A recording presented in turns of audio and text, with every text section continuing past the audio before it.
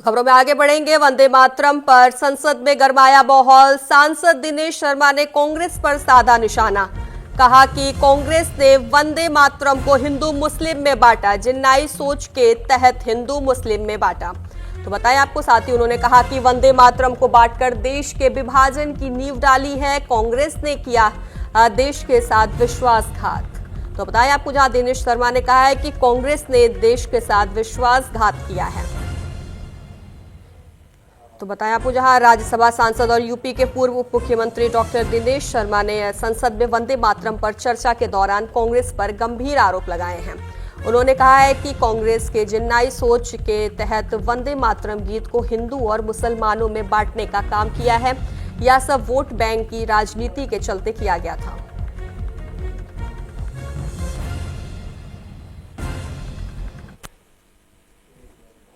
जयराम जी ने बहुत अच्छे उदाहरण दिए थे और उन्होंने उदाहरण देते समय तमाम लोगों की सहमति 1937 की बैठक, वंदे मातरम कैसे लागू हुआ, क्यों स्टंजा हटाए गए, इनका वर्णन किया।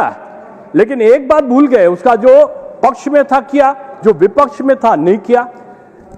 एक नाम और भी था, अब्दुल कलाम आजाद। अब्दुल कलाम आजाद भी उसमें थे और उन्होंने इसकी प्रशंसा की थी कि इसे लागू किया जाना चाहिए। कौन?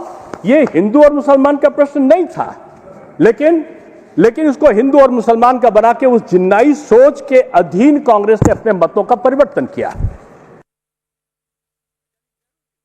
देवी मां के प्रति श्रद्धांजलि के रूप में विख्यापित किया और उन्होंने इसे बेतुका बताया और साथ में उन्होंने इस गीत की भाषा की आलोचना करते हुए कहा कि बहुत सारे कठिन शब्द हैं जिन्हें लोग समझ नहीं पाते और तर्क दिया कि इसके विचार राष्ट्रवाद और प्रगति की आधुनिक अवधारणा के अनुरूप नहीं है और सरल भाषा में अधिक उपयुक्त राष्ट्रीय गीतों की उन्होंने वकालत करी। गीत की सांस्कृतिक आध्यात्मिक गहराई को इस शुरुआती दौर में कम करके आंकने से नेहरू जी का असली झुकाव उजागर हुआ। आप कहते हो कि उन्होंने, अरे जो हेड होगा किसी चीज का, अध्यक्ष होगा, जो नेता होगा, उसके जो मत पहले से जान लेंगे तो समिति के लोगों का मत का परिवर्तन होने में देर नहीं लगता।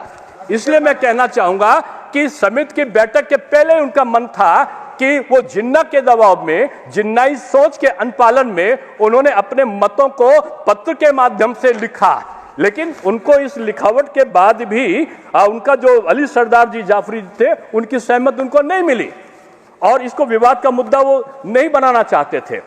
मैं कहना चाहता हूं कि मान्यवर, यहां पर तो जनगण मन अधिनायक और जो हमारा ये वंदे मातरम है उसके बीच में भी भेद पैदा कर दिया गया। अभी तो तृणमूल के मित्र और कांग्रेस के विद्वज्जन कह रहे थे कि जैसे रविन्द्रनाथ टैगोर का और बंकिम चंद्र चटर्जी के बीच में मतभेद पैदा करने का उन्होंने उपक्रम अपने शब्दों में किया। क्यों? क्योंकि ये जो विभाजन है ना, ये अंग्रेजों की संपत्ति थी।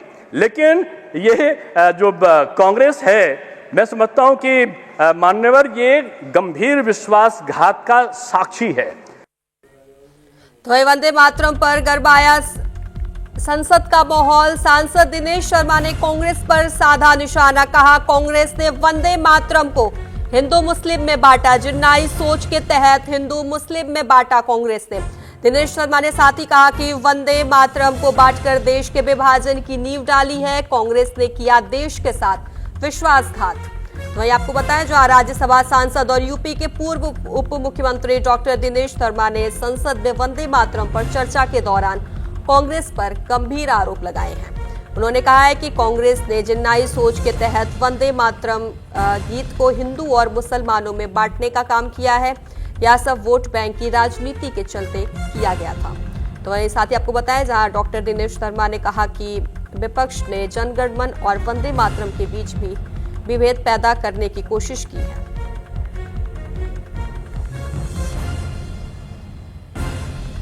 बताएं आपको, जहां दिनेश शर्मा ने कांग्रेस पर निशाना साधा है। कहा है कि कांग्रेस ने वंदे मातरम को हिंदू मुस्लिम में बांटा है। साथ ही जिन्नाई सोच के तहत हिंदू मुस्लिम में बांटा गया है। कांग्रेस पर बता दें आपको, निशाना साधा है दिनेश शर्मा ने। वंदे मातरम पर संसद में गरमाया माहौल।